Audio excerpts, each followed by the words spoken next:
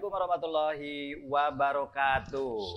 Selamat malam pemirsa Radar TV dimanapun Anda berada. Senang sekali saya Helmi Pramudya bisa kembali hadir di program dialog khusus spesial dalam rangka HUT ke-56 KAHMI, Korp Alumni HMI. Jadi saya agak lupa nih kan. Oke, dan malam hari ini ada diskusi sebenarnya, tidak hanya ngomong tentang yang tadi kayaknya sudah melaksanakan goes ya. Goes bareng, goes yang terkena di kami itu goes ini ya. Santuy. Goes santuy. Oh, udah jadi kayak semacam jargon tuh. Kita nanti juga akan berbicara dari perspektif para alumni HMI ini ya, gitu ya.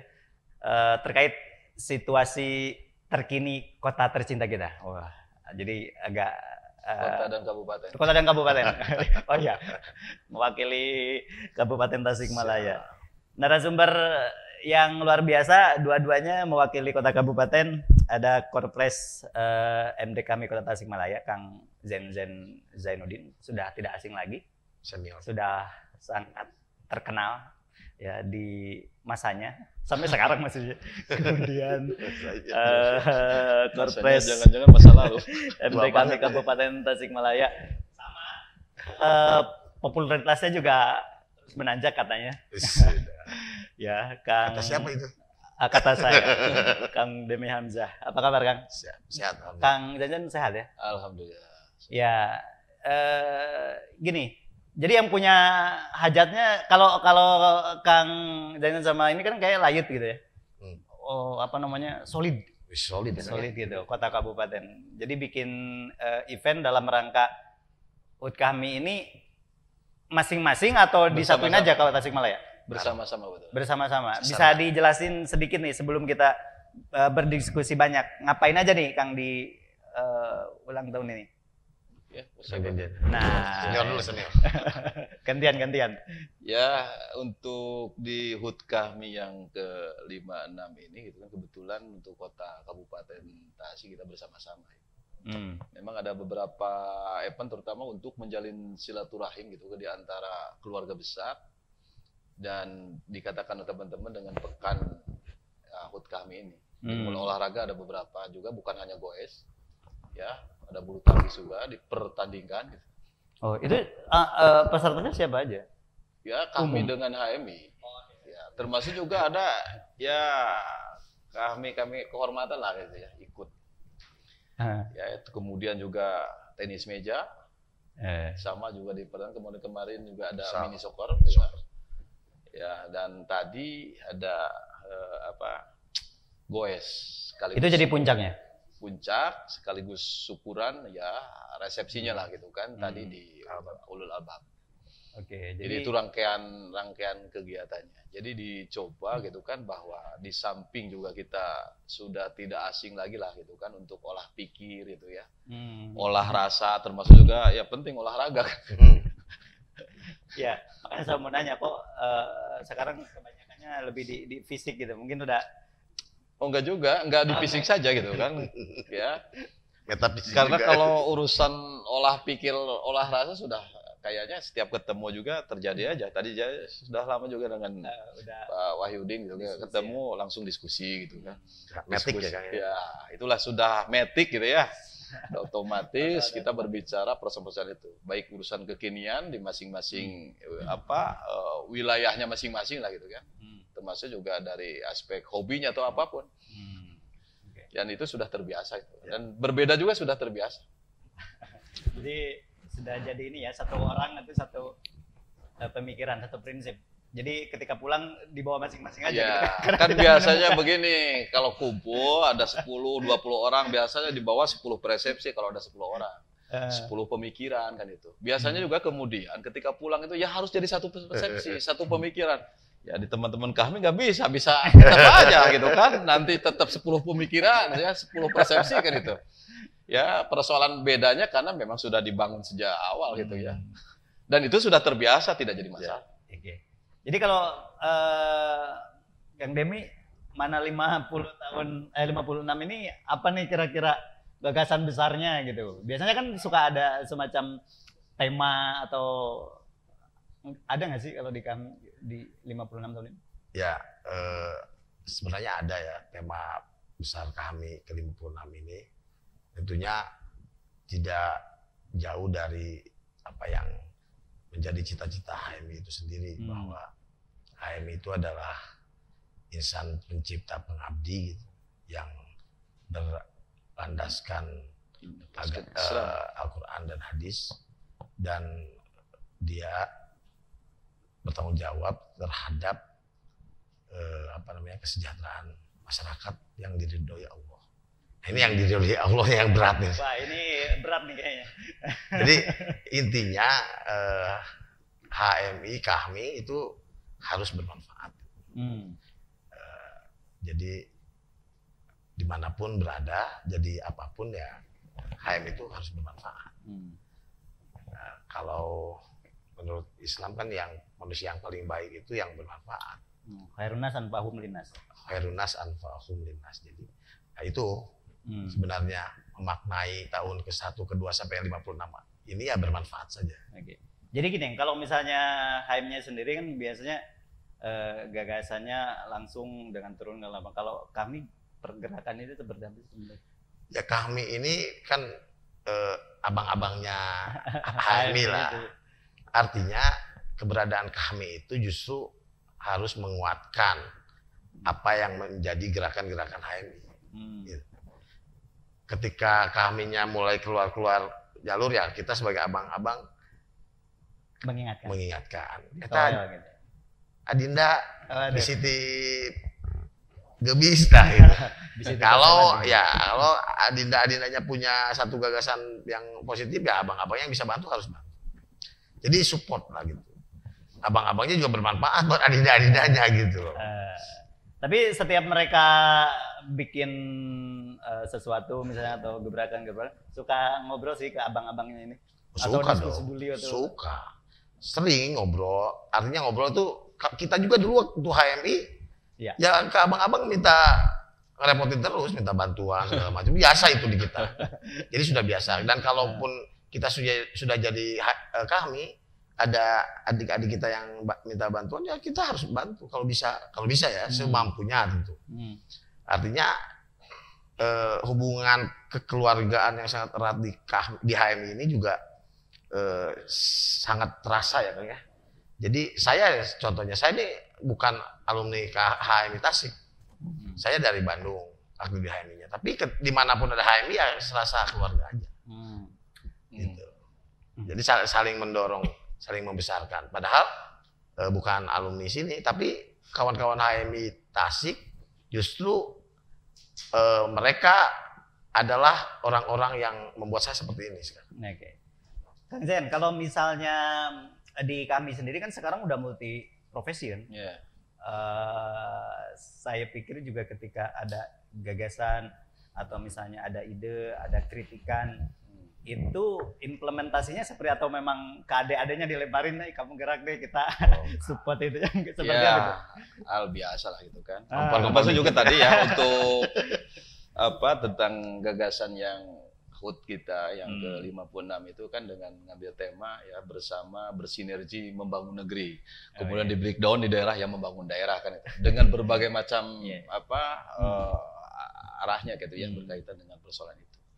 Kemudian juga kami ini senantiasa kan itu akan membawa misi HMI-nya sendiri kan itu. Ya, walaupun dari aspek manifestasinya tentunya juga berbeda kan gitu ya. Kita sudah masuk pada dunia nyata misalkan teman-teman di kami. Tapi berkaitan dengan persoalan tujuan HMI itu menjadi misi besar juga bagi kami kan. Tentang tujuan HMI misalkan terbinanya insan akademis, pencipta, pengabdi yang bernapaskan Islam. Kemudian bertanggung jawab atas terwujudnya masyarakat adil dan makmur ya yang diridhoi Allah. Jadi ini sebetulnya gagasan yang besar ya yang saya kira juga ya dengan tuanya HMI ya termasuk juga kami yang sekarang yang sudah 56 dan tadi disampaikan dari berbagai macam amaliyahnya gitu ya. Termasuk juga ada yang linier berdasarkan dulu keberangkatan dari pendidikan seperti apa gitu. kemudian juga sekarang ya di kesehariannya juga ya ada yang ya berbeda-beda ini kan profesi. Ya, akademisi juga banyak, misalkan itu ya, para guru banyak, kan gitu. Kemudian tokoh-tokoh profesional gitu kan, politisi juga ya, salah satunya juga. Salah duanya gitu. Ya, dan itu banyak ini. Menurut saya itu berupa hasanah yang luar biasa juga kan itu ya. Dan ya terbiasa dengan heterogen itu karena memang ya berbeda-beda juga latar belakang. Ya, walaupun disatukan dalam sebuah ikatan ya dengan kami itu yang mengikat dulu dengan ada NIK-nya ya, nilai identitas kader kan itu yang kemudian menyatukan itu. Ya, walaupun Kang Demi di Bandung di mana kita tanpa dia memakai uniform HMI saya tahu. Udah tahu gitu ya. Ketika berbicara aja gitu kan. Wah, ini teman-teman himpunan kan itu.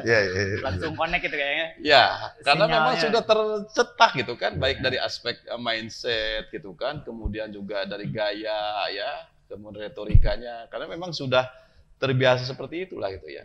Maka ya tanpa memakai embel-embel pakai uniform HMI biasa bisa ditemu kenali gitu ketika bertemu di mana saja.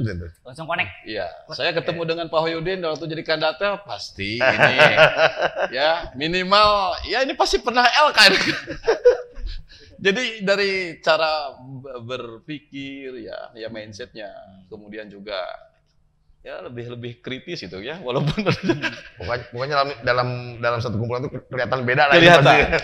Ya, itulah mungkin yang dari nilai identitas kader kita gitu ya, yang memang dipacu gitu ya. Nah, seperti itu. Dari latar belakang yang berbeda profesi ini kayak tadi, misalkan disinggung kan Kang Haji kan sekarang sudah di Dewan nih. Ketika memang ketika posisinya kan mungkin sekarang agak kagok untuk mengkritis eksekutif misalnya, apakah teman-teman adinda-adinda ini juga bisa menjadi semacam didorong gitu misalnya, karena aduh kalau saya yang kritis ya agak cadel nih gitu. Ayo adinda gitu Ya. Jadi gini, saya itu salah satu orang yang tidak pernah sungkan mengkritik ya.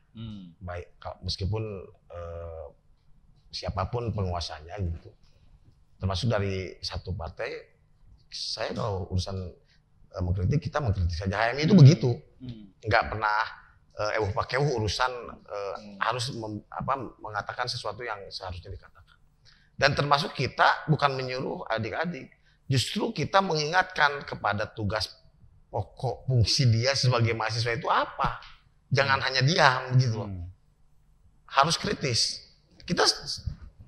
Kita itu ingatkan itu, meskipun mereka harus mendemo kakaknya sendiri, nggak masalah.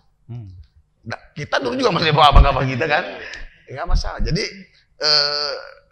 justru di HMI ini kita belajar bagaimana kita harus menjadi mahasiswa yang punya tugas mulia kan dulu itu sebagai agen perubahan, dan itu berlaku buat HMI. Selama mereka jadi mahasiswa ya laksanakanlah tugas kalian begitu. Jangan menjadi mahasiswa yang mementingkan diri sendiri, cuma ke kampus belajar, balik lagi ke rumah. Itu bukan HMI, meskipun dia ikut LK. Jadi justru HMI itu mereka punya kepekaan sosial yang tinggi. Ketika ada sesuatu yang ini salah, mereka tuh harus bicara dimanapun dia berada. Gitu. Artinya tentu karena kita ini himpunan mahasiswa yang tadi menapaskan Islam, ya dengan etika-etika yang tentu sesuai dengan ajaran-ajaran Islam. Kita tidak keluar dari norma-norma itu. Oke, baik. Kita bergeser diskusi kita malam hari ini tadi seperti yang sempat disinggung di awal terkait bagaimana perspektif kami terhadap tempat tinggal atau kota kita tercinta, baik kota Tasikmalaya maupun Kabupaten Tasikmalaya. Nanti juga kita ajak diskusi karena malam hari ini kita tidak hanya berdua saja nih, ada senior-senior yang bisa memberikan semacam gagasan, ide dan segala macamnya yang saya pikir nanti bisa menjadi masukan. Tapi saya ingin dari Kang Hasan dulu. Tadi ada sempat disampaikan juga sebenarnya mau dibawa kemana sih kota ini, itu kan salah satu judul besar yang saya pikir harus kita jawab bersama. Misalnya hari ini Kota Tasikmalaya kan dalam beberapa waktu ke depan juga Pak Wali Kotanya sudah akan selesai masa jabatannya, akan digantikan oleh PJ. Kemudian dalam menggenjot atau mendorong political will dia di akhir masa jabatannya sendiri, Kang Jan sebagai perspektif kami gitu ya, yang melalui cerita malam hari ini, kira-kira gimana itu Kang di Kota Tasikmalaya sendiri saat ini gitu? Ini dari kerangka besarnya, nanti kita akan spesifik ke tema-tema yang lebih dalam lagi. Jadi gini, RPJMD Kota Tasikmalaya mau selesai 2022 ini. Yang mesti itu juga dipertanggungjawabkan ya, dan indikatornya keberhasilan harus juga secara transparan kan, ya, sejak awal. Dan nanti juga ada LKPJ 5 tahunan. Nah, ya yang tentunya harus dipertanggungjawabkan terutama ke publik ya, berdasarkan janji-janji ketika gitu kan visi misi ya untuk proses Pilkada 2017 tempo hari lalu. Dan akumulasinya kan nanti yang kebetulan bahwa pimpinan dari yang sekarang kan habis tanggal 14 November. Nah itu kan sebetulnya bukan kemudian selesai berkaitan dengan persoalan itu, dan itu harus jadi entry point juga nanti ketika PJ itu sudah jelas gitu kan, roadmap-nya juga seperti apa dalam melanjutkan itu. Ya walaupun dari aspek ini gitu kan banyak hal juga ya, di samping juga kelebihan atau apapun kan itu. Tetapi yang menjadi ukuran apa yang menjadi janji politik ketika itu. Sebetulnya harus disikapi secara kritis ya, termasuk juga yang terpenting karena kami ini kan bagian integral daripada masyarakat. Dan apa yang dirasakan oleh masyarakat tentunya juga itu menjadi perasaan yang begitu ini bagi kami kan. Misalnya begini ya, salah satu contoh saja gitu kan, yang ini sebetulnya memang tidak bisa diselesaikan hanya dalam 1 bulan 2 bulan ini, yang mungkin terlupakan gitu ya oleh pimpinan daerah. Ya, ada yang menjadi penting ya, dan saya kira juga ini sampai selesai tanggal 14 November itu tidak tercapai. Ya. Salah satunya yang menjadi problem ya yang selama ini misalnya tentang layanan terhadap masyarakat ya yang miskin misalnya. Ya walaupun kita sudah tahu lah Kota Tasikmalaya itu kan dari statistik itu ya tingkat ya termiskin lah di Jawa Barat. Itu yang menjadi walaupun ya grade-nya harus disundakan maksudnya. Ya mungkin ada beda-beda lah tentang grade itunya kan itu ya. Ada progresnya, tetapi apakah kemudian tentang hal itu menjadi hal yang jadi optimis kemudian ke depan ya melihat dari progres itu. Tapi ada hal yang terus terang ini menjadi sebuah ganjalan sebetulnya kan, yang selama ini terutama dari aspek layanan kesehatan misalnya. Masyarakat miskin itu sebetulnya sudah dilayani dengan BPJS misalkan. Tapi secara faktual kemudian ya karena memang infrastruktur yang disiapkan oleh pemerintah itu sendiri kan sangat terbatas. Ya, misalnya di Kota Tasik punya rumah sakit umum tipe B. Ya. Sementara untuk layanan masyarakat itu ya, mereka kan tidak bisa dirujuk dari puskesmas kemudian ke rumah sakit umum tipe B kan itu. Akhirnya karena tidak disediakan ya rumah sakit tipe C-nya, rumah sakit tipe D-nya kan itu. Ya, hanya yang ada swasta kan. Dan itu problemnya sebenarnya sudah tahu semua ketika masuk gitu kan, ya pada rumah sakit kemudian tidak tersedia misalnya karena ruangan terbatas. Akhirnya mereka harus naik kelas, bayar deh kan itu. Ya. Itu kan jadi problem sejak awal. Nah, kemudian pemerintah kota menggagas membuat rumah sakit tipe D yang ada di Purbaratu, kemudian di Dewi Sartika di Kawalu kan itu. Tapi sebetulnya itu sangat urgent, harusnya diselesaikan. Dan itu tidak ada alasan kemarinnya ketika ada pandemi. Untuk itu tidak bisa difokusin. Justru itu harusnya dioptimalkan, harus selesai. Sebab untuk urusan layanan dasar itu, apalagi untuk berkaitan dengan itu menjadi hal yang sangat penting. Tapi kenapa gitu progresnya?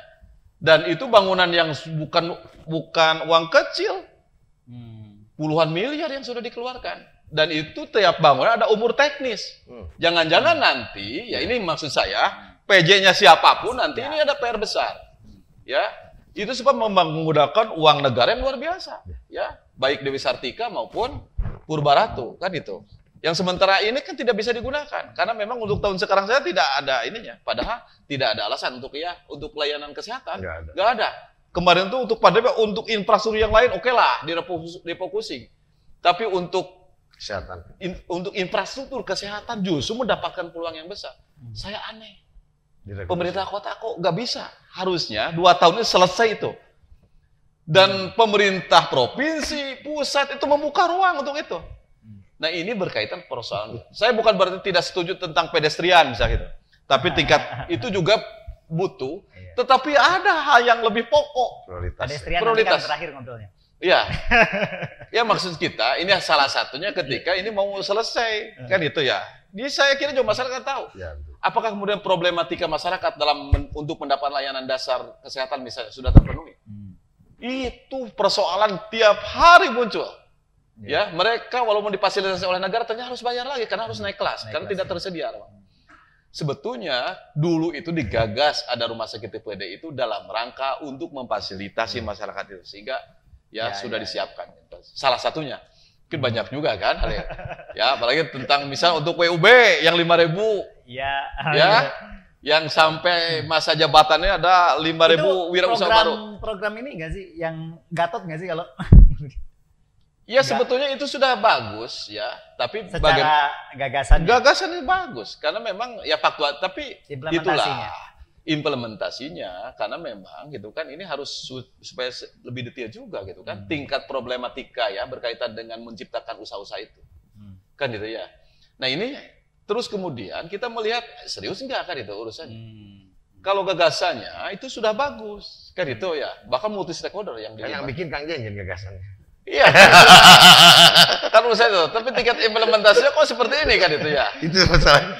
Nah itulah banyak hal yang tentunya juga maksud saya harus menjadi bahan kontemplasi. Ya untuk direnungkan kembali. Untuk menjadi seorang pimpinannya ternyata bukan persoalan yang gampang. Tapi yang tadi juga didiskusikan banyak. Sebetulnya yang termaktub yang lebih pokok itu adalah tentang komitmen. Ya, komitmen ketika mau jadi pimpinan itu apa sih yang akan diperbuat? Kemudian juga merasa sebuah ikatan untuk membangun daerah ini seperti apa? Ada komitmennya nggak gitu? Kang, tadi soal satu lagi yang terkait dengan penerus nanti, karena pemerintahan harus tetap berjalan dengan PJ itu. Kan sekarang muncul misalnya nanti yang ya mungkin sekelas kadis provinsi kan yang akan turun, karena itu kebijakannya ada di pusat. Atau misalnya yang muncul juga misalkan nama sekda gitu, yang lebih paham teknis dan segala macam. Itu kira-kira gimana Kang untuk penerus nanti supaya program ini nggak berhenti dan ya PJ dalam artian dia juga punya tanggung jawab juga gitu. Kalau persoalan itu kan itu persoalan manajerialnya saja kan. Karena persoalan apa yang harus dilakukan kan RPD-nya sudah dibikinkan. Kan itu ya. Ya, kalau dulu itu range transisi lah. Ketika ini kan sudah ada RPD-nya. Dan itu menjadi steeringnya di sana kan nilai-nilai yang harus diinikan. Dan itu atas kesepakatan masyarakat. Itu ceritanya kan itu. Karena melalui musyawarah juga untuk RPD. Kan itu. Siapapun nanti PJ-nya, tapi memilih sumber daya ke bawahnya kan tetap saja. Tapi bagaimana gitu kan untuk mengoptimalkan itu. Menurut saya di samping juga untuk beradaptasi itu tidak begitu luas lah untuk kota Tasik gitu ya. Nah, oleh karena itu sangat penting juga. Yang penting siapapun PJ-nya yang dia punya komitmen untuk membangun daerah. Kan itu ya. Termasuk juga kan sudah tahu karakteristik kota Tasik seperti apa. Tadi itu bahkan disinggung juga tentang identitas kota Tasik yang sesungguhnya apa? Kota santri, kota apa? Perdagangan, industri dan segala macam. Iyalah itu kan. Oke, nah kita lanjut. Karena tadi Kang Haji, kalau di Kabupaten Tasikmalaya ini seolah apa ya? Sulit saya untuk menjabarkan atau menggambarkan situasi dari perspektif pribadi misalnya. Tapi kalau misalnya yang tadi udah jelas nih, Kang Jenjen melihat dari sisi pelayanan masyarakat, salah satunya misalkan tentang kesehatan. Di Kabupaten Tasikmalaya sendiri, yang misalkan teman-teman adik-adik abang di HMI atau misalnya kami sendiri, yang disorotinya apa nih, Kang? Gini, saya ingin menyampaikan dulu ya, karena tadi pertanyaannya ini bagaimana pendapat tentang kota dan kabupaten. Saya ini berdinas di kabupaten tapi rumahnya di kota. Oke, jadi bisa. Oke.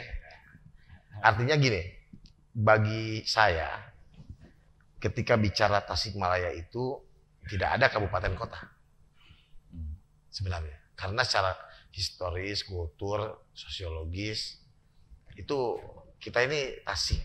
Orang itu kenalnya Tasik aja. Apa bedanya Tasik dengan kota Tasik? Nggak ada, cuma administratif aja yang beda. Justru pangkal persoalan hari ini pemerintahan setelah pasca terbelahnya kota kabupaten menjadi satu daerah otonomi baru, ini akhirnya jadi seperti kita mau orang kota, kita mau kabupaten, nah kayak begitu. Padahal seharusnya menurut saya pemerintah daerah, kabupaten dan kota ini harus bersinergi. Ketika ingin membahas rumusan pembangunan, kebijakan, itu kita harus bicara bareng-bareng kan? Yeah. Harus bicara bareng-bareng. Kenapa?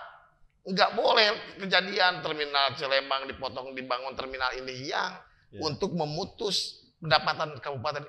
Apa ya? Kok government to government saling bunuh? Ini untuk kepentingan rakyat. Kenapa? Contoh nih, kita bisa kota Tasik bangun hotel sebanyak-banyaknya tapi berwisatalah ke kabupaten, kata orang kota. Kan harusnya begitu. Nah, bersinergi itu untuk siapa? Untuk kepentingan masyarakat. Toh yang hari ini belanja ke Asia Plaza kan orang kabupaten. Ya. Ya kan? Yang leasing kendaraan bermotor belanjanya orang kabupaten.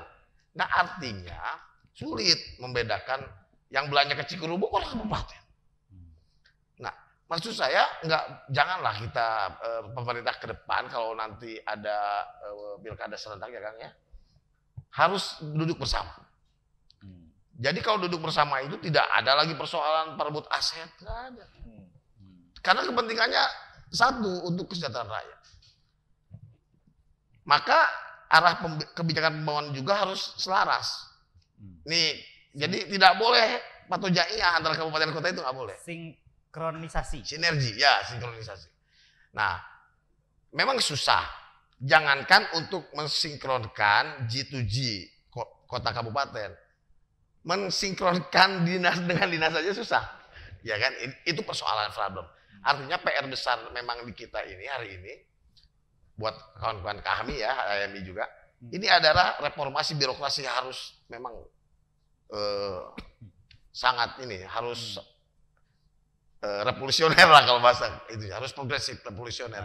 Jadi di sini kita ini ketinggalan pemerintahan daerah, Pemda ini ketinggalan jauh semangat reformasi birokrasinya oleh yang lain.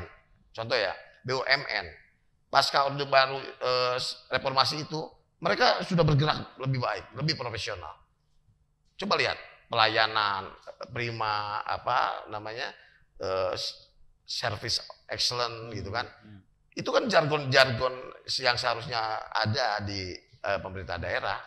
Nah, hari ini itu masih terlihat semangat kalau bisa dipersulit, kenapa harus dipermudah? Itu masih dong. Berarti begini ya, problem-problem yang menjadikan patojaiyah itu apa penyebabnya gitu? Atau kepentingan apa yang itu hadir di dalam proses? Jadi gini, hari ini karena kan sebenarnya dinas itu SKPD ya, SKPD itu instrumen perangkat pembantu kepala daerah. Teknis. Mereka itu kayak IO aja lah, IO. Kalau dibikin profesional itu, dia melaksanakan program-program dan program-program itu harus selaras dengan tadi janji-janji kampanyenya kepala daerah waktu itu. Nah, termasuk contoh tadi urusan rumah sakit itu, tentu itu bagian dari janji kampanye kan. Dan itu kenapa Kang Jejan ngotot? Ya Kang Jejan yang buat. Dan memang itu bagus, betul. Karena gini, ini objektif. Memang persoalan hari ini pelayanan kesehatan itu bukan harus masyarakat yang datang ke rumah sakit. Maksudnya kesehatannya harus datang ke masyarakat. Begitu. Jadi daripada bikin rumah sakit besar, lebih baik puskesmasnya kita berikan fasilitas yang memadai. Nah, Dan bicara fasilitas memadai mau di kota dan kabupaten itu buat masyarakat. Itu loh. Kalaupun ada masyarakat kabupaten dirawat di kota atau bayar juga. Negara tapi yang bayar. Jadi sebenarnya semuanya itu kalau bicara pemerintahan ya muaranya ya untuk rakyat. Gitu loh. Tidak untuk siapa. Artinya makanya aneh kalau ada satu persaingan kompetisi yang sama sekali tidak sehat menurut saya. Dengan cara-cara yang seri lah gitu. Kok bisa ya kayak gitu. Ya, berarti kan muncul itu tuh karena memang masih dia masih ada kepentingan lain. Ya kepentingannya apa? Kan aneh gitu. Kan ini pelayan rakyat. Baik itu kepala daerah, anggota dewan, ataupun ASN-nya, mereka itu kan bekerja untuk rakyat. Artinya kepentingannya hanya satu. Toh kalaupun ada kepentingan politik, ya itu kan mereka ingin mendapatkan manfaat politik, betul nggak? Nah, seperti hari ini gini, justru aneh ketika ada tadi kendala-kendala. Kenapa birokrasi masih mandek? Ya tadi, karena si kepala daerah yang will terkait itu masih kurang. Ya, coba kalau seandainya semangat reformasi birokrasi ini dijalankan dengan baik, contoh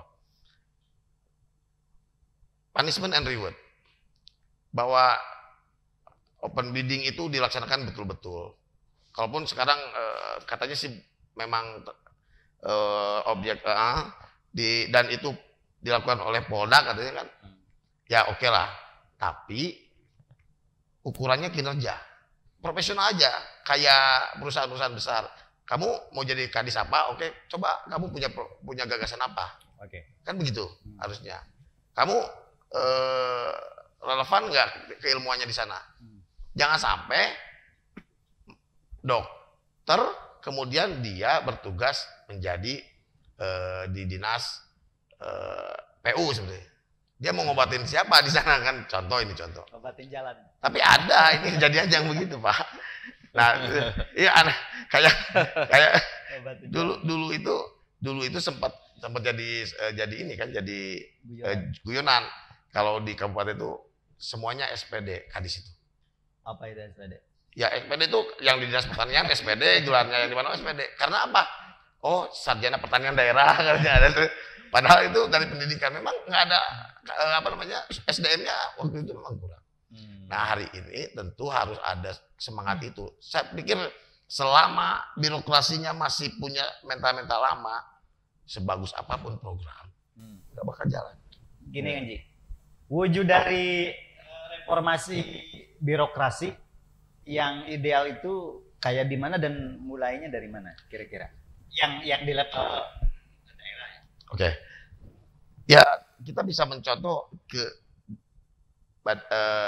BUMN, perbankan. Bisa nggak kayak begitu? Kita bisa ramah terhadap masyarakat yang datang ke kantor Pemda itu kayak datang ke bank gitu. Melayani, selamat pagi Pak, Ibu mau apa, ada yang perlu saya bantu kan begitu. Kalau dia mau ngurus proposal ya dianterin lah, dikasih tahu lah. Kalau dia mau bikin surat perizinan apapun, coba kita lihat di sana di daerah Solo itu jelas. Kamu bikin IMB sekian hari biayanya sekian, itu ditempelin. Nah itu oke. Jadi kita ngomong perizinan satu pintu tapi jendelanya banyak. Gimana perizinan satu pintu kayak gitu? Satu atap pintunya banyak. Pintunya banyak. Satu pintu jadi aneh. Jadi slogan doang reformasi birokrasinya. Masih banyak belanja, pegawainya masih tinggi. Gitu kan porsi anggaran daerah itu sekarang masih begitu. Belanja pegawai sangat tinggi, belanja untuk rakyatnya jauh lebih rendah dibanding. Berarti perwujudannya masih akan jauh nih, butuh proses panjang juga. Butuh keberanian dan komitmen yang kuat. Ya kan masih banyak takut kepala daerah yang takut sama birokrasi. Karena masih mengandalkan birokrasi untuk kepentingan politik begitu kan? Masih banyak. Oke. Baik, malam hari ini kita akan biar tidak gagasannya tidak hanya dari Kang Denzen atau dari Kang Demi. Malam hari ini juga hadir nih, ada tamu-tamu undangan para senior yang akan memberikan gagasan tentang, kita sudah bergeser dengan tema mau dibawa kemana Tasikmalaya ini. Saya ingin ke Pak Dadan dulu nih. Jadi Mic-nya udah ada dulu. Coba kalau misalnya kita melihat fenomena sosial di kita, misalnya ngomongin tentang angka kemiskinan juga cukup sedih juga, misalnya kota Tasikmalaya di mana tadi kita mau jadi kota industri, kota perdagangan, kota industri atau perdagangan, tapi PKL-nya misalnya tidak boleh berdagang. Atau misalnya kalau ngomongin tentang angka kemiskinan, hari ini kota Tasikmalaya misalnya kan berada di angka 13% kalau tidak salah gitu. Dan fenomena lainnya gitu, masih banyak yang menjadi PR bersama. Nah, menurut Pak Dadan ini sebenarnya kita ini apalagi melihat jumlah misalnya kota Tasikmalaya itu kan kecil dibanding kabupaten, dibanding Ciamis atau dibanding Garut. Kita hanya ada 10 kecamatan, 69 kelurahan kecil. Harusnya ada seorang pemimpin yang mampu menyelesaikan permasalahan-permasalahan itu. Apakah permasalahan yang terjadi itu benar-benar semuanya butuh kepemimpinan atau leadership yang baik, atau yang kuat, atau yang bebas dari segala kepentingan, atau seperti apa melihat fenomena yang ada saat ini? Oke, terima kasih. Assalamualaikum warahmatullahi wabarakatuh. Assalamualaikum warahmatullahi wabarakatuh. Terima kasih. Saya udah diundang nih ke acaranya Kahmi nih. Kang Demi, Kang Jenjen. Saya melihat dari kacamata saya orang media ya. Jadi untuk kota Tasik yang kecil ini dengan penduduk belum sampai 700.000 ya. Gitu kan. Dan usianya sekarang mau 21 tahun. Itu kita ini belum menjadi kota yang hebat. Ya. Jadi saya itu memimpikan, satu sisi sebagai orang media, saya memimpikan sebuah kota kecil campernik kalau bahasa Sunda itu ya. Dari aspek tata kota juga kotanya bersih, terus penduduknya juga penduduk yang ramah, gitu kan, tertib, gitu kan. Tapi itu kita tidak menemukan itu di wajah kota kita itu. Misalnya tadi dari masalah wajah kota yang kecil ini, saya berkali-kali kan kita ini nggak pernah bisa dapat misalnya Adipura lah. Kita di kota kecil ini tidak bisa membersihkan kota ini, sehingga 21 tahun itu nggak ada supremasi kebersihan itu kita nggak dapat. Nah selebihnya barangkali problem-problem di kota ini kan udah sering terekam ya. Misalnya dari aspek ekonomi kita punya prestasi tadi disampaikan, angka kemiskinan di kota Tasik ini lebih tinggi dari angka kemiskinan Jawa Barat dan nasional. Kita 13,13% kalau saya. Termasuk Gini rasionya juga 0,41. Jadi kesenjangannya tinggi banget. Yeah. Nah itu kan di aspek ekonominya. Sementara faktanya kalau lihat kan rasanya nggak percaya kalau kota kita ini masuk kota termiskin, gitu kan? Sebab ornamen kemewahan itu ada. Misalnya di jalan raya lah berseliweran mobil-mobil Ferrari mewah lah, Ferrari aja ada kan, gitu kan. Gitu. Kemudian dari fenomena sosialnya, kota kecil ini tidak aman kok. Malam hari itu saya pribadi ketar-ketil kalau udah lewat jam 11 kan ada ini. Apa geng motor misalnya kan, ada ini. Kemudian mirasnya kemarin baru dimusnahkan kan, berapa ribu foto miras itu kan. Betul. Nah kemudian LGBT itu ada yang data sampai 3.000 lebihan kan, ada ini. Sementara saya pernah dengan salah seorang dokter yang konsen di bidang itu, dulu bukan segitu, 10.000. Jadi itu kan. Gunung es ya. Nah jadi ini kalau tadi dibilang kota ini mau jadi kota seperti apa, kita sering bilang kita kota santri gitu kan. Indikator-indikator kesantrian itu tidak ditemukan Jadi jelas untuk kota ini kita memimpikan sebuah kota kecil yang bisa ditata menjadi sebuah kota peradaban yang maju. Nah, tentu saya lihat di sini ada teman-teman Kahmi, ini banyak gagasan-gagasan bagus sih teman-teman itu. Tampaknya butuh dari teman-teman Kahmi ini untuk mewarnai kota ini, minimal mewarnai, membantu mengguiden seperti apa ya. Kenapa? Karena beberapa kali saya ikuti kepemimpinan di kota Tasik ini, impian pemimpin dengan impian masyarakatnya belum sejalan. Mungkin pemimpinnya kakaler, rakyatnya kemana itu kan. Sehingga kita mau jadi kota seperti apa aja belum ini. Nah barangkali di sini yang butuh itu, kita butuh, apalagi tadi bicara katanya mau selesai ya. Yeah. Memang kita butuh sosok pemimpin yang bisa membawa perubahan yang drastis untuk menjadi kota yang kalau perlu kota rujukan di Jawa Barat dan Indonesia. Ya kenapa? Unsurnya banyak kok, pesantren kita banyak loh. Ya, masalahnya kan ini tentang SDM ya.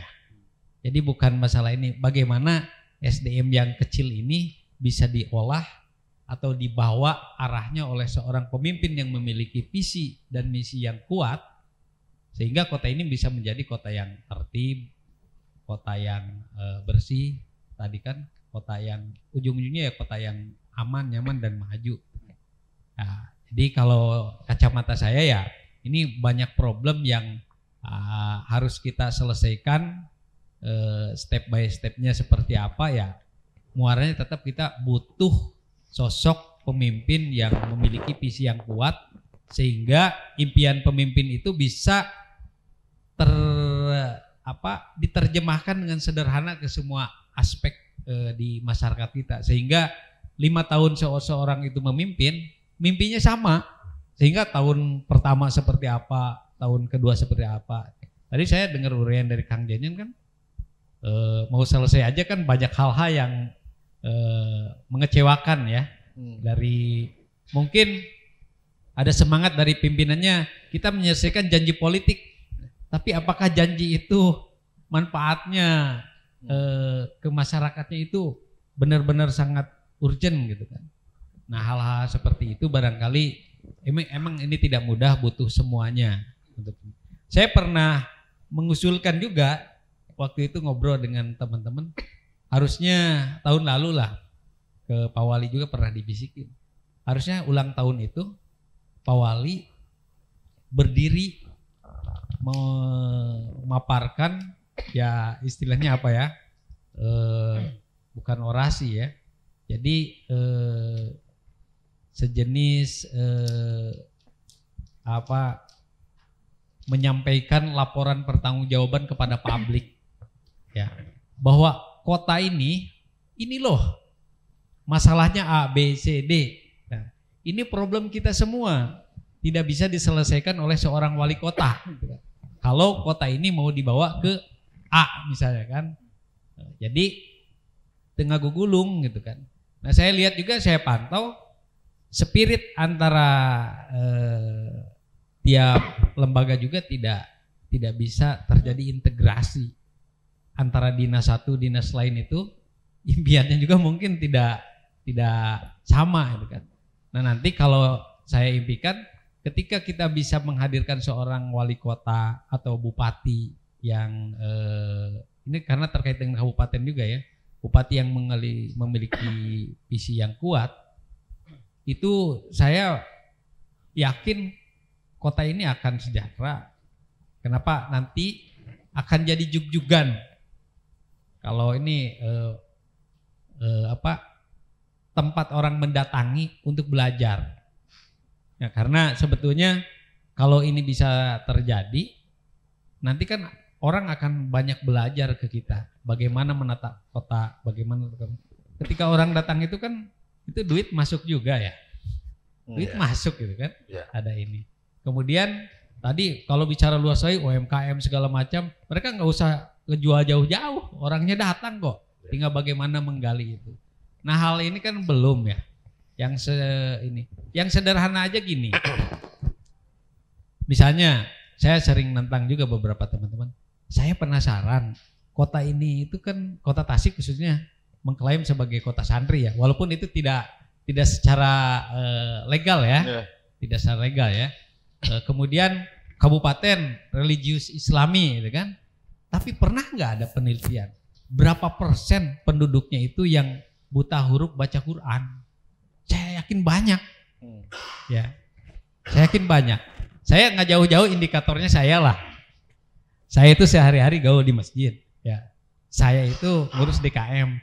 Ternyata begitu saya dites oleh ustadz saya, makhrajul huruf saya itu berantakan. Ini yang tiap hari di masjid gitu kan. Kan kita tahu antara yang datang ke masjid yang tidak datang ke masjid itu penduduk banyak yang tidak datang ke masjid kan. Nah, jadi kalau ini berangkat dari sini aja kan ada banyak hal. Kalau ini tadi misalnya mau jadi kota santri. Apakah kota santri dan religius Islami ketika masyarakatnya masalah agamanya aja jauh panggang dari api, apa? Maaf, yang terjadi kota santri itu hanya dijadikan sesuatu ketika ada momentum. Misalnya ada hal-hal dianggap sara, kan? Atau dianggap kurang ini. Orang berdemo, orang dengan ini kota santri itu kan. Itu yang terjadi pantauan kami. Tapi esensi ke sana enggak. Kenapa? Karena esensi kesantrian itu kalau kita gali kembali ke SDM tadi. SDM yang berkualitas. Kalau kualitas di Islam ya bertakwa itu kan. Nah, indikator-indikator ketakwaannya juga kan bias. Ketika saya suka tanya-tanya, kalau takwa itu apa? Rata-rata kan menjalankan perintahannya, menjauhi larangannya. Tapi miras, prostitusi, LGBT kok banyak gitu kan. Terus korupsi juga ada terjadi kan. Nah ini kan sesuatu yang sangat bertolak belakang. Dan tentu ini butuh sesuatu, kalau tadi bicara dengan Kang Demi ya ini butuh revolusi mental yang total gitu. Barangkali itu dari saya ya, kacamata saya melihat ini. Ya, terima kasih. Di samping Pak Dadan ini ada orang yang lama juga di Tasik, juga pernah membangun Tasik melalui program-program melalui profesinya. Ada Pak Wahyudin. Ini saya ingatkan lagi dulu tuh waktu gencarnya kita membangun Tasik, JM Telkom ya. Nah, sekarang kan Tasikmalaya ya berubah wajah misalnya. Kalau misalnya dari kacamata Pak Wahyudin sendiri, wajah kota Tasik hari ini misalnya dari perspektif seperti apa kira-kira yang mungkin melakukan pemantauan yang tadi juga ngobrol tentang gagasannya banyak. Hari ini seperti apa kira-kira pembangunnya Pak Wahyudin? Bismillahirrahmanirrahim. Assalamualaikum warahmatullahi wabarakatuh. Waalaikumsalam. Selamat malam bagi kawan-kawan semua, kami dan para undangan. Terima kasih. Saya acara malam ini sebenarnya nggak ada maksud kalau ada acara ini, jadi sangat spontanitas. Ya, bagaimanapun ya itu semua kata-kata takdir ya dari sononya sehingga kita bisa bertemu. Tapi saya sangat bersyukur dan terima kasih ya. Pertanyaan dari Kang moderator ya. Tadi menarik sebenarnya ya pembahasan dari Kang Zenzen, Kang Deni, ya kebetulan beliau Kang Deni. Kang Demi, maaf Kang Demi. Isi bertukar dengan yang lain. Jadi sisi lain fokus di kabupaten, sisi lain di kota dengan berbagai persoalan yang berbeda ya. Tapi ada beberapa hal yang saya garis bawahi ya. Fokusnya itu dalam hal bagaimana optimalisasi anggaran dari Kang Deni, Kang Zenzen, dari sisi fokus skala priority yang tadi melihatnya itu bagaimana optimalisasi loh ya dari anggaran sehingga mana yang menjadi kebutuhan pokok yang utama. Nah ini saya kira penting, ini itu yang pertama. Dari Kang Demi saya lihat tadi saya sangat setuju dua-duanya. Waktunya pendek, kayaknya panjang nanti kita harus berdiskusi bahwa menempatkan diri kota Tasik itu nggak pantas lah kalau dipisah-pisah gitu. Karena masing-masing punya karakter dan positioning yang berbeda. Nah, tapi bagaimanapun dalam perjalanan waktu sejak 5 tahun yang lalu saya berdinas di sini itu 2 kali. Ya, 2016 sampai 2012 lanjut lagi ke sini lagi, tapi naik grade gitu loh, karena sudah berkembang gitu kan, Seprengan Timur akhirnya. Nah, ada sesuatu catatan saya di sini bahwa ada satu catatan penting yang saya garis bawahi, bahwa itu ada kemajuan. Cuma kemajuan itu tidak selaras dengan kemajuan secara nasional ya. Seharusnya mengikuti. Kenapa? Ya kita ini kan nasional ya. Seharusnya semua gagasan dari atas itu kalau sudah yang maaf tadi dibahas masalah revolusi mental. Ya harusnya di sini juga revolusi mental dong. Apa sih revolusi mental? Mental dari pemalas jadi rajin, mental daripada konsumtif produktif, mental daripada menunggu proaktif. Nah, mungkin secara sederhana begitu. Sudahkah kita mengarah ke sana? Bukan hanya kepada pemimpin, kepada kita semua. Satu. Nah, saya belum melihat tanda-tanda itu, tapi secara fisikal sudah mengikuti. Jalan itu sudah kayak Malioboro gitu ya, fisiknya. Tapi mentalnya sudah belum. Kalau fisiknya doang dibangun, mentalnya tidak, ya nanti masyarakatnya nanti itu ya jadi tempat yang tidak sesuai dengan kebutuhan yang seharusnya. Konsumtif, tadi dibangun sesuatu tidak menghasilkan, habis anggaran berapapun ya habis. Nah itu entah. Maka saya berpikir bahwa sekarang oke lah, adanya seperti itu yang bisa dilakukan. Kita nggak bisa mengatakan salah ini salah itu, karena pemimpin itu lahir dari rakyatnya. Rakyat ini representatif daripada pemimpin ini representatif dari, ya udah terjadi begitu nggak ada yang disesali. Oh itu wujud di kita kok. Berarti kita harus berubahnya tadi revolusi tadi itu loh.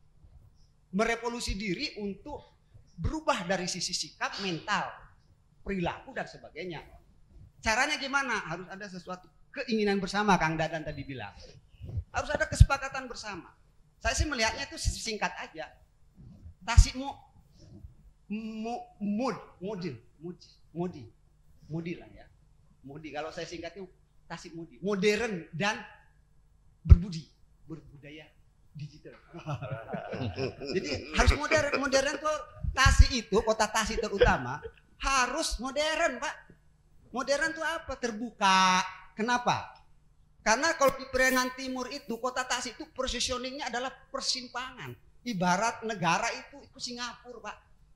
Jangan mengejar diri untuk bersaing. Nah, tadi jangan bersaing, memfasilitasi kota-kota kabupaten di sekitarnya agar pelintasan lancar sehingga tumbuh semua, dia itu tumbuh kok. Jadi harus terbuka. Harus selain terbuka itu apa kalau modern? Selain terbuka, transparan. Harus melibatkan, harus bekerja sama, harus kolaboratif. Enggak usung lagi mempersoalkan kota, enggak. Hanya berbeda ruang lingkup, fokus kepada perkotaan, ini pedesaan, udah benar. Dan itu dalam satu kesatuan yang tidak boleh saling bersaing. Saya sangat setuju tuh Kak. Dan itu harus diperkuat itu. Sehingga fungsi kedepannya nanti kota modern Pak.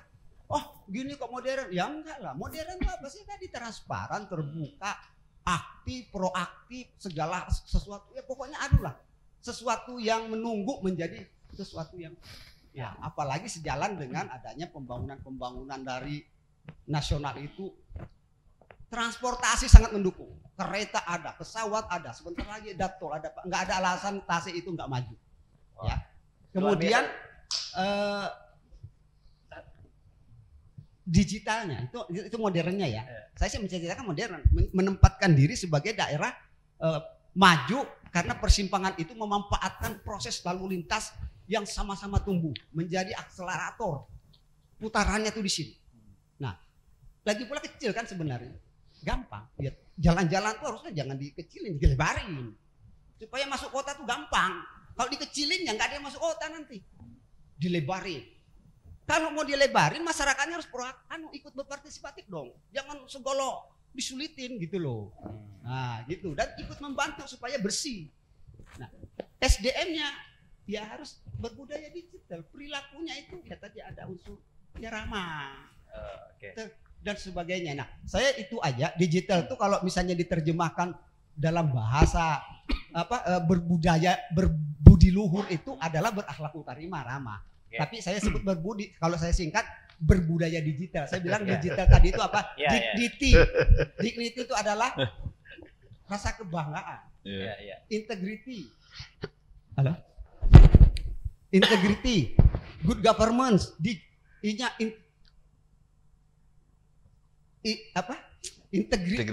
Integrated. T-nya adalah transparan. A-nya adalah accountable. L-nya adalah legal. Harus berlandaskan ini. Dan ini sesuatu proses yang panjang untuk terus-menerus kita budayakan dalam rangka untuk semua orang punya cara berpikir seperti itu. Sehingga dimanapun dia berada akan bisa melaksanakan fungsinya masing-masing. Terima kasih Pak Wahyudin. Ternyata baru tahu program berbudi itu dari Pak Yuga kan. Salah satu tim sukses. Oke, terima kasih. Terakhir Kang Sisin sama Kang Demi. Kalau tadi sempat disinggung juga terkait dengan pembangunan infrastruktur misalnya, yang sekarang lagi rame itu kan misalnya pedestrian. Kalau di kota kan, kalau di kota pedestrian. Yang hari ini konsepnya kemarin saya juga beberapa minta konfirmasi. Sebenarnya nanti tuh PKL tuh mau ada di situ atau enggak sih gitu? Atau misalnya ada informasi akan ada di situ, ada juga yang nanti tidak akan di situ. Itu gimana tuh Kang konsepnya sebenarnya? Apakah itu juga tadi sempat disinggung baik di masa ini karena mungkin kan butuh ada sesuatu yang monumental. Ini diingat gitu dari proses tadi yang sudah disampaikan. Itu seperti apa Kang kalau misalnya soal pembangunan fisik ini? Jadi kalau melihat ya sekarang ya yang lagi in lah gitu kan proses pedestrian. Sebetulnya kalau kita merujuk ke belakang, RTBL itu kawasan itu sejak zaman Pak Bubun sudah ada. Bahkan maketnya dulu itu dipasang di balai kota. Tapi itu biaya mahal. Kan bukan itu kemudian saat-saat ini ya yang baru ini kan sebetulnya ya tentang rencana-rencana itu yang sampai kawasan dari mulai Masjid Agung itu sampai ujung di Garawangi kan itu. Di Padayungan itu. Oh iya sampai sebetulnya sampai ke sana kan itu. Nah, dari aspek itu sebetulnya begini, itu juga menjadi hal yang penting untuk dipoles. Tetapi juga kemudian ada hal yang lebih urgen gitu kan, ya kehendak masyarakat sesungguhnya seperti apa gitu. Ya, tadi nyambung juga apa yang disampaikan oleh Kang Dadan, misalkan itu Pak Wahidin kan itu ya, Pak Wahidin. Berkaitan dengan persoalan apakah kemudian yang dilakukan dari persoalan-persoalan ini gitu kan, itu bukan hanya jadi bahasa-bahasa kamuflase lah gitu kan ketika membuat sebuah isu strategis kan berangkat dari masalah-masalah kan itu ya kemudian juga itu dari aspek tatanannya kan itu ya berangkat dari masalah ya dieksplorasi masalah semuanya kemudian jadi isu strategis kemudian jadi kalimat-kalimat program kan itu ya dan itu diambil dari mana kan itu jangan sampai kemudian dianggap bahwa masyarakat itu kemudian bodoh ya sebab yakin tadi Kang Demi bilang itu semua urusan ini urusan untuk masyarakat. Tetapi dalam hal ini tentang representasi itu yang terpenting ya. Setiap gempungan jangan sampai gitu hanya dijustifikasi saja. Ini mulai musrenbang tingkat kelurahan, musrenbang tingkat kecamatan, musrenbang tingkat kota, ada musrenbang sektoral, ada pemadu serasian nanti itu. Kemudian yang terlibat siapa di sana? Kan itu ya. Sebab itu ketika yang dibicarakan itu kan bukan untuk siapa-siapa. Untuk nasibnya mereka sendiri, untuk masyarakat itu sendiri. Maka itu untuk testimoninya gampang itu. Lihat saja ya kalau ini betul-betul representatif, siapa yang hadir? Kan itu. Siapa yang diundang? Kan itu ya. Nah, itu juga jadi problem. Sebelum pada persoalan substansi isinya dari hasil pembicaraan itu. Kan itu. Itu seringkali saya sampaikan bahwa gitu kan tentang rencana yang baik itu bukan hanya dilihat dari sisi dokumennya yang baik saja. Tetapi itu harus ada ruhnya. Saya bilang seringkali gitu kan, bahwa untuk proses rencana-rencana ini semakin banyak masyarakat yang terlibat, secara kualitatif itu akan semakin baik. Ya, kalau hanya untuk dokumennya suruh aja misalnya ke akademisi bikin aja gitu kan. Mereka bikin sistem yang luar biasa, tapi saya yakin tidak akan ada ruhnya kalau memang tidak diserap dari kehendak masyarakat. Ini kan berkaitan salah satunya. Nah, persoalan itu kemudian menjadi penting sebagian dari menyelesaikan persoalan bahwa Tasik ini harus indah Tapi juga jangan sampai ini hanya untuk mengejar untuk HUT kota, Oktober selesai bahwa ini ada ini. Apakah kemudian yang akan dipertontonkan hanya misalnya di kawasan itu? Sementara Tasik itu ada 69 kelurahan, ada 825 RW gitu kan, itu harus terpotret semua. Kan gitu ya. Nah, untuk itu bukan berarti saya kemudian tidak setuju dengan apa yang itu. Tapi kan dari aspek ya gridnya itu gitu kan yang mana? Kemudian juga urgensi. Tingkat urgensinya juga. Kemudian tadi disampaikan itu kan problem yang lain. Ketika mata kita begitu indah memandang gitu, tetapi juga ada aspek-aspek yang lain tadi misalnya. PKL kemudian harus di mana? Parkir harus di mana? Yeah. Kan itu harus terintegrasi. Jangan berpikir parsial. Semua harus tuntas. Jangan sampai kemudian ini dibangun, tapi persoalan kemudian semakin besar. Kan itu sudah terantisipasi tentang hal itu kan itu ya. Nah, persoalan ini jangan sampai nanti kos sosialnya nggak akan besar juga. Ya, orang kemudian memandang itu mungkin 1 hari, 2 hari, 1 bulan, 2 bulan, ya udah biasa kan itu ya. Ya. Tetapi dari aspek yang lain gitu kan tentang problematikanya nanti yang akan muncul harus juga terantisipasi. Makanya gitu kan berangkat membuat sebuah program harus menjadi solusi terhadap masalah. Kan jadi jangan sampai membuat kegiatan, membuat program gitu kan bukan berangkat dari masalah. Maka masalah utamanya apa sih? Kan gitu ya. Tadi maka disampaikan ada hal yang sangat mendasar harus selesai kan gitu ya. Nah itu persoalannya kiranya juga ini sebagai bahan resources juga bagi teman-teman di kami kan itu ya. Sebagai wadahnya organisasi intelektual lah kan itu ya. Untuk lebih gitu kan melihat ya. Lebih mencermati ya termasuk juga persoalan-persoalan itu. Itu sangat penting. Dan saya mengapresiasi sebetulnya ada gagasan itu kemudian diimplementasikan itu. Tetapi dalam hal itu harus detail juga gitu kan. Ya. Jangan sampai kemudian kita melihat bahwa oh ini jalan kemudian ya dipersempit kemudian dilebar untuk kawasan yang diperindah misalkan itu. Tapi juga kemudian ada problem yang lainnya harus juga disampaikan. Ya, ada berapa misalnya untuk menyelesaikan tentang pedagang kaki lima. Kemudian di mana jangan sampai di sini jadi indah jadi problem di kawasan yang lain. Ya. Seperti yang pindah ke seperti yang terjadi kemarin ketika untuk sementara dialihkan misalnya ke jalan veteran itu. Kemudian jadi masalah kan bagi mereka. Jangan sampai mengalihkan masalah itu. Kan itu. Kemudian untuk kedepannya juga seperti apa. Jadi ada problem yang tentunya juga harus diselesaikan secara komprehensif. Ya. Nah, itulah yang kiranya juga mudah-mudahan juga di HUT ya kota yang ke-21 itu gitu kan. Kemudian jangan sampai kemudian yang dipotretnya itu kan gitu. Padahal ada potret-potret yang lain yang mesti juga di.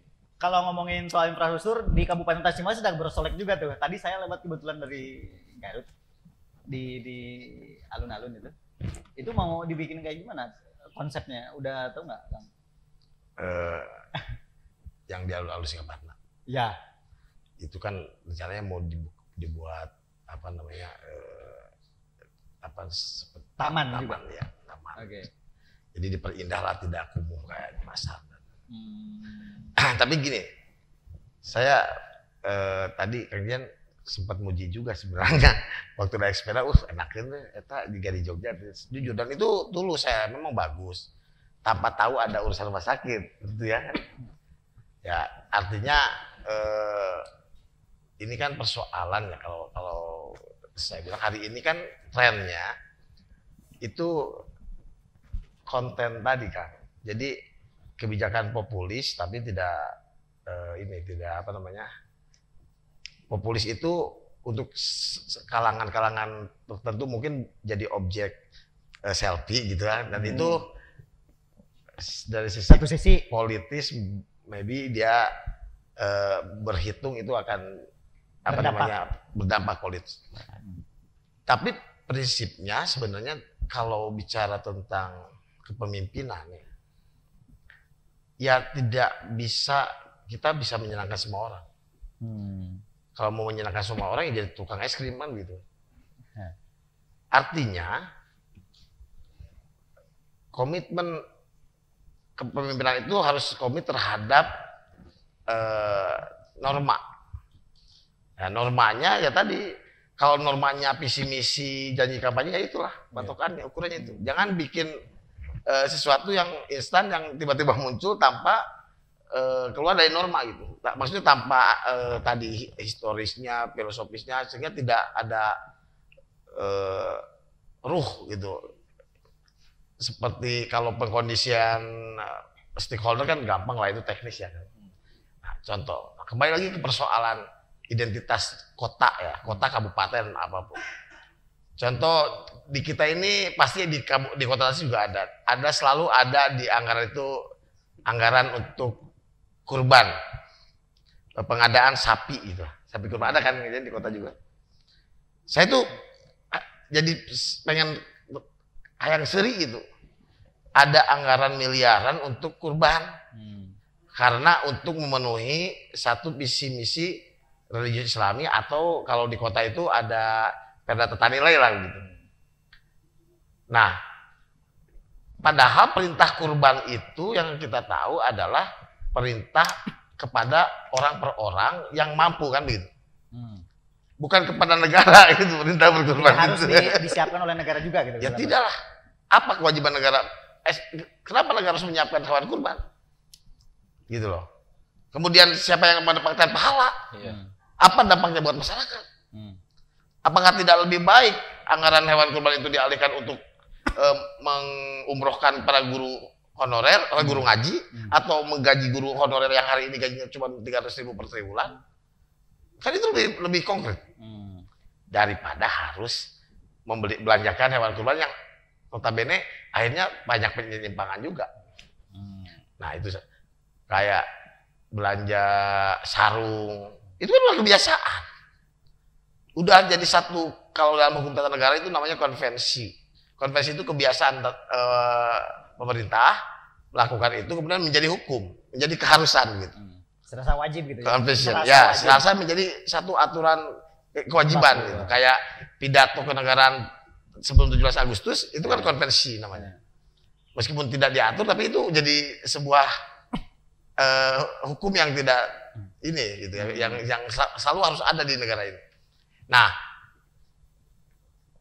ke identitas tadi, identitas itu seharusnya kan historis ya. Kalau Tasik kota koperasi itu kan pas sebenarnya kota Tasik. Kenapa harus menjadi kota koperasi? Karena di Tasik lahir koperasi, ya kan? Sekarang sudah ada, koperasi banyak mana-mana, tapi Bang Emok. Ini kan persoalan. Pemaknai koperasi menjadi koperasi seperti itu. Nah, kenapa kita pemerintah daerahnya, para pemimpinnya, para masyarakat, tokoh masyarakat tidak bersama-sama menggali kembali semangat koperasi menjadi soko guru ekonomi di negara, di kota Tasik lah, yang menjadi nanti jadi satu blueprint atau satu percontohan ya kan. Dan karena lahir di sini harus muncul di sini. Tidak lantas sudah menjadi koperasi-koperasi yang Bang Emok tadi gitu loh. Nah, kan aneh, identitas kita ingin religius Islami, kita teriak-teriak menegakkan syariat Islam, tapi kita membiarkan rentenir berkeliaran di sini. Kan aneh ya kan? Nah, itu yang jadi bingung. Ini identitas masyarakatnya gimana sih? Ongkoh mah religius Islami, tapi rentenir dibiarkan hidup berkembang sehingga menyusahkan, ya kan? Itu satu hal yang ambigu gitu kan, yang kontraproduktif ya. Patojanya. Nah, artinya bagaimana hari ini menurut saya ya, kami terutama gitu yang harus memberikan dan bergerak memberi contoh kepada yang lain, elemen-elemen yang lain, baik itu kami yang ada di politisi, yang ada di ASN ya kan, yang ada di berbagai lapisan masyarakat, tidak lantas menjadi pengikut atau larut dalam budaya yang tidak baik itu. Ya saya kira alhamdulillah selama ini kita bisa melihat bahwa kawan-kawan kami ternyata menjadi leader di setiap komunitas gitu ya. Kang Genjen di kota gitu, Kang Ilham di gerakan lingkungan hidupnya ya kan, Semuanya punya ini masing-masing. Jadi multi profesi itu juga masih tetap produktif untuk bisa bagaimana mengimplementasikan gagasan-gagasan kami tetap kritis. Harus produktif. Dan gini, pesan saya ini begini sebenarnya sebelum ini diakhiri. Saya ingin hari ini gerakan kawan-kawan HMI ini tidak lantas harus turun ke jalan lah. Ini bukan masanya, gitu loh. Artinya gini, kenapa waktu itu kami 98, Kang Jejen, Kang Dadan, kita tuh harus turun ke jalan, kenapa? Karena saluran untuk menyampaikan aspirasinya nggak ada. Makanya satu-satunya jalan kita harus turun. Dan pemerintahnya diktator banget waktu itu. Zaman Soeharto itu kan kita nggak boleh apa-apa, TVRI 1, nggak ada radar TV. Boro-boro radar TV kan. Kemudian mau ngomong di mana? Baru ngomong di kampus saja kita sudah ditangkap. Nggak ada. Nggak ada. Pak, demo saja kita ditolong pakai senapan. Itu jadi penuh dengan resiko. Ngomong sedikit di DO di kampus. Nah, artinya dulu memang eranya. Nah, sekarang ada hal yang lebih penting daripada harus turun ke jalan. Karena turun ke jalan dulu dan sekarang beda. Kalau turun ke jalan dulu, rakyat mendoakan. Kalau sekarang turun ke jalan, rakyat malah pukul lutus. Jadi macet. Nah, maksudnya gini, HMI turunlah ke desa-desa, kembali lagi ke desanya. Banyak kawan-kawan kita pemuda-pemuda desa yang harus diadvokasi. Banyak masyarakat desa yang harus diadvokasi hak-hak warga negaraannya.